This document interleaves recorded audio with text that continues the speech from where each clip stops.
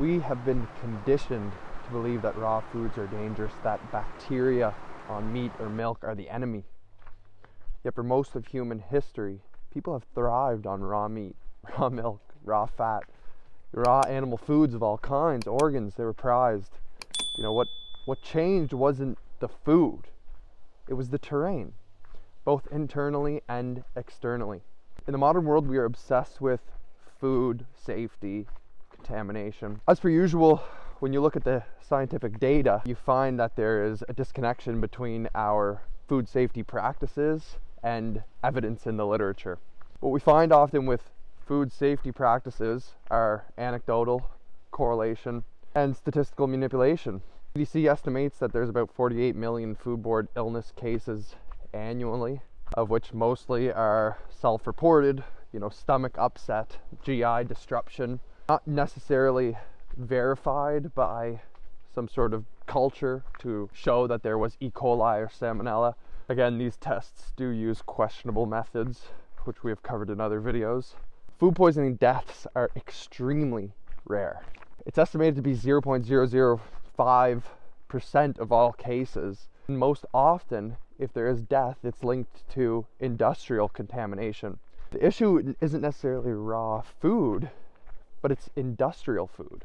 When your terrain is clean, your digestion is strong, it's adequate at the very least, and your food comes from nature rather than industrial factory sources, raw food will not poison you. It will nourish you, right? Food poisoning is a real phenomenon, but it comes from factory farmed or factory processed foods. It does not come from nature. Now, of course, raw foods are extremely detoxing and very healing. And this is an important point, that if you go from a standard American diet to, say, an all raw animal-based diet, you will most certainly face detoxification symptoms, right? The induction of detoxification, which is a good thing, right? It's net positive. So you might have, temporary discomfort, but in the long run, it'll be well worth it. So Agnes von der Planets, who was one of the biggest proponents of raw meat, really brought this all to fruition in the modern world.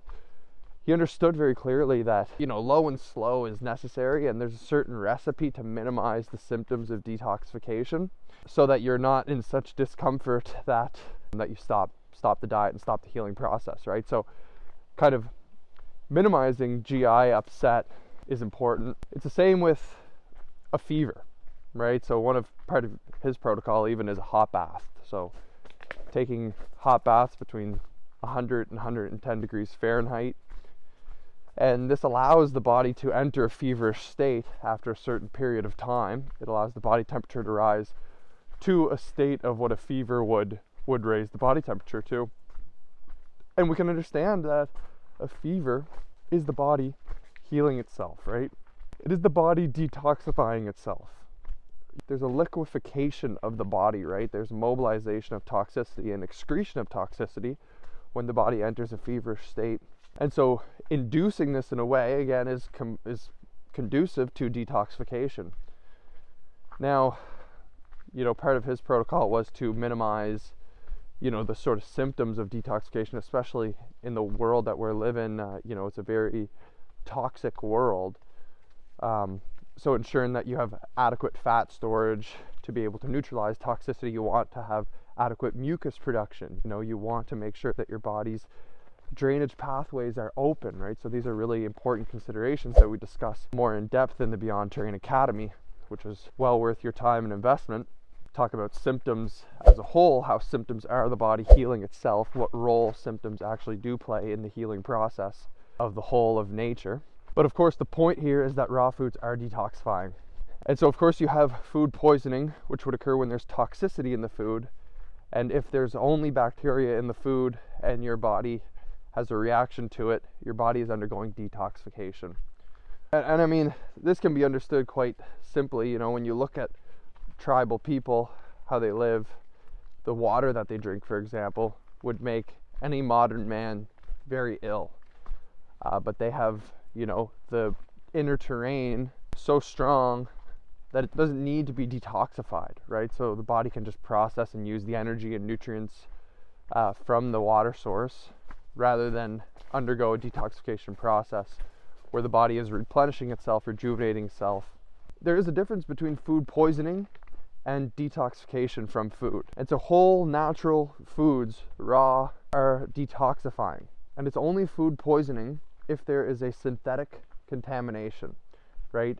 A pesticide present, an additive or a preservative that alters the sample in such a way that the bacteria that go to bioremediate the environment must take on a new form and produce new byproducts that are synthetic, that the body is not used to, that is foreign to our realm. And this creates a poisoning, right? Anything that is synthetic is a toxicity. But in the natural quantities and from the natural world, food is not poison. Imagine. And raw foods have been consumed forever. You know, there are statistics floating around out there that only 0.007 of raw milk drinkers get some sort of gastrointestinal upset from their milk.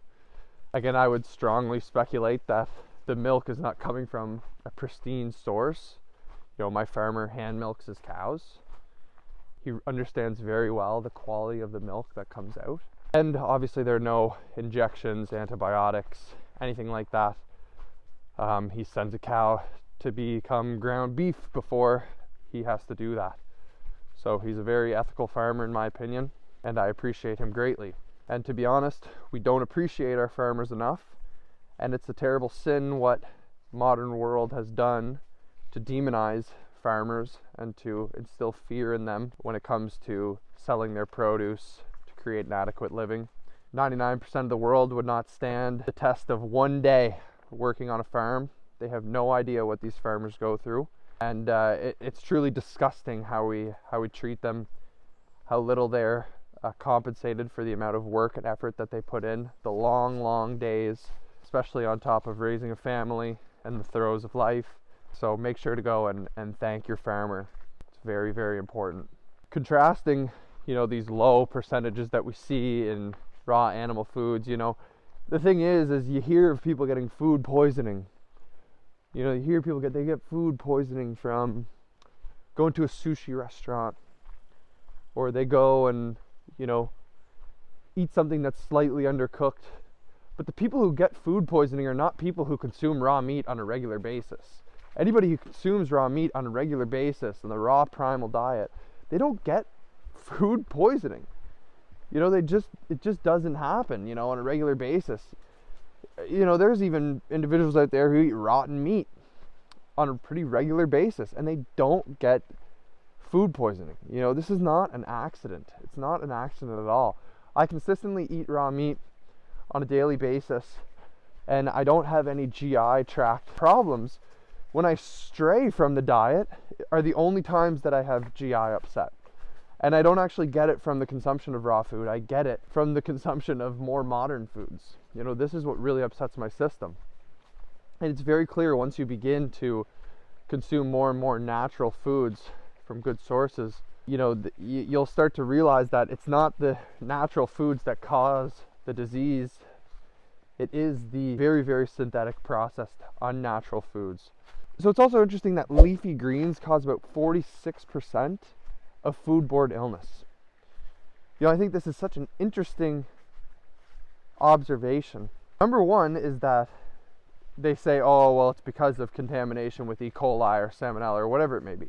Well, we have an altered synthetic terrain because leafy greens are the most sprayed thing in the entire planet. So they are sprayed with pesticides, which alters the terrain to make it a synthetic one, thus being, again, the root cause of the toxicity, of the disease, of the foodborne illness, so to speak, of the food poisoning, because it is a poisoning event.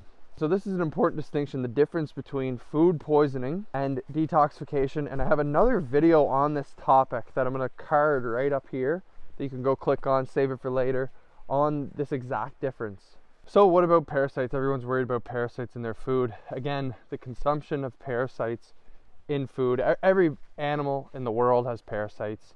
Every human being has parasites. They just say that it's an asymptomatic infection. But the reality is that if you don't have parasites, if we don't have parasites in this world, we all die. We need parasites to help clean our internal systems.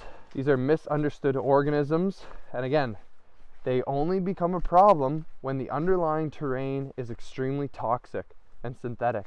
And if you want to learn more about parasites, I have an ebook called The Truth About Parasites. It's quite an in-depth text. There are tons of scientific references.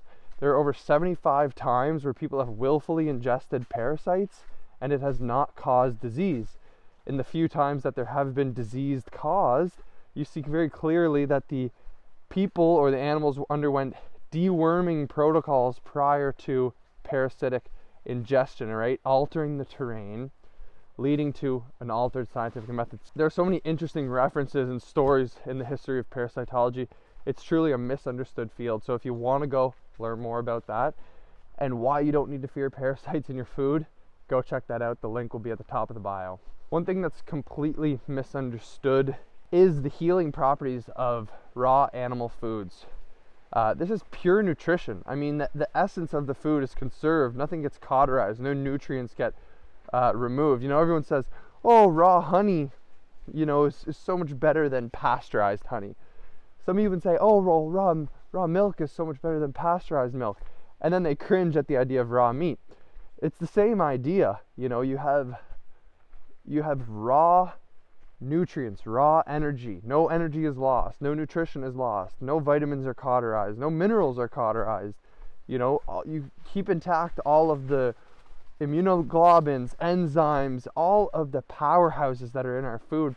You keep it all intact. So it's quite hypocritical to say that pasteurized honey is worse than raw honey, and then to say that raw meat is dangerous. You know, it's kind of an interesting thing. I mean, some people try to claim that raw honey, it's botulism and all this stuff. It is insane, the modern world. What we think, we demonize real whole food, and for good reason, because then it makes people sick, and we could sell them pills and supplements and all that good stuff.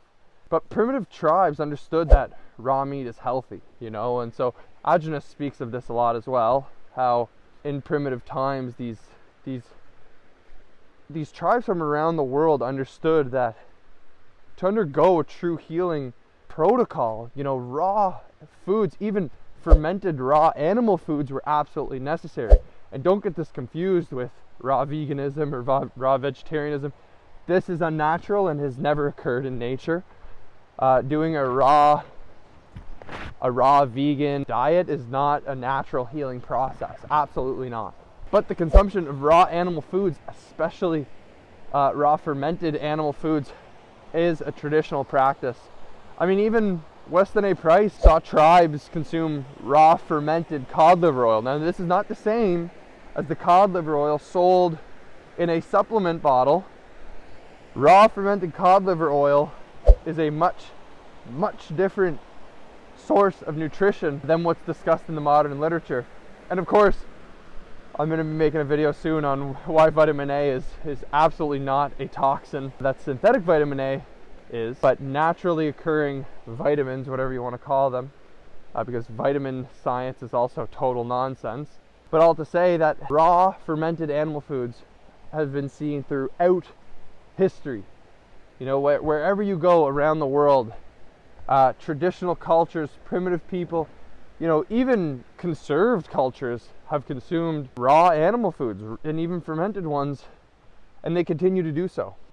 And the one food that is illegal in our realm, raw milk. What an odd thing to make illegal when alcohol is legal, cigarettes are legal, weed is legal here. You know, they've even decriminalized all hard drugs here. It's absolutely absurd that a farmer should be scared to lose their entire herd, their entire livelihood, because of the sale of raw milk, right? This is an absolutely absurd thing. In a world where people don't have access to food, we actually ban a food, right? And when you look at the science of raw milk, it's absolute nonsense. You know, they do not control for things like toxicity. They don't test for cadmium levels when there's listeria present in milk.